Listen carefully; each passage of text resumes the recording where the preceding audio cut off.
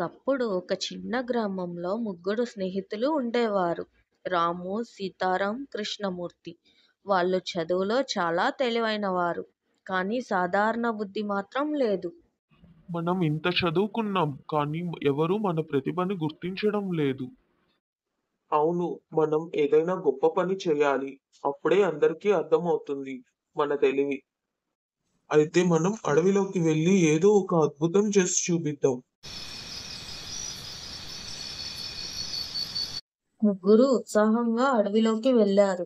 కొంత దూరం వెళ్ళగానే వారు ఒక విచిత్ర దృశ్యం చూశారు. ఇవి ఏవో జంతువు ఎముకలలాగా ఉన్నాయి. అవును, చూడు, ఎంత పెద్ద ఎముకలు. నేను వీటితో ఒక జంతువు శరీరం సృష్టించగలను. అది చూద్దాం. రామా, మొదలుపెట్టు. ఓం ఎముక సంయోజనాయ నమః.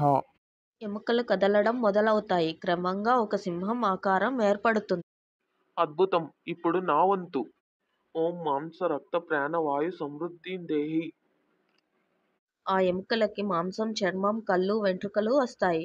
ఇప్పుడు అది జీవం లేని సింహంలా ఉంది. ఇప్పుడే దీన్ని ప్రాణం పోసి దీన్ని బ్రతికిస్తాను నేను. ఆగు, ఇది సింహం. ఇది గనుక బ్రతికితే మనల్నే తినేస్తుంది. అవును కృష్ణమూర్తి, ఆలోచించు. మీకు భయం ఎక్కువ. నేను నా తెలివిని జ్ఞానాన్ని చూపిస్తాను, చూడండి. ఓం ప్రేణ ప్రవేశాయ నమః. సింహం కళ్ళు తెరిచింది. ఒక్కసారిగా సింహం గర్జించింది. భయంతో ముగ్గురు వెనక్కి తగ్గారు. పరిగెత్తండి. సింహం ముందుకు దూకుతుంది. ఇద్దరు స్నేహితులను పట్టుకొని పడేస్తుంది. రాముడు చెట్టెక్కి కిందకి చూస్తూ వణుకుతున్నాడు. రాముడు ఏడుస్తూ నా స్నేహితులు తమ జ్ఞానంతోనే తమను నాశనం చేసుకున్నారు. రాముడు చెట్టుపై కూర్చొని ఆలోచించాడు.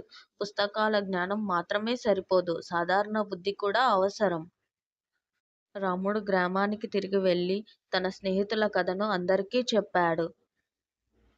జ్ఞానం గర్వానికి కాదు పిల్లలు. జాగ్రత్తగా ఆలోచించి ఉపయోగించాలి. నీతి: చదువు ఉన్నా సాధారణ బుద్ధి లేకపోతే ప్రమాదం తప్పదు. జ్ఞానం గర్వానికి కాదు, సత్యానికి ఉపయోగించాలి. Thanks for watching. Please subscribe.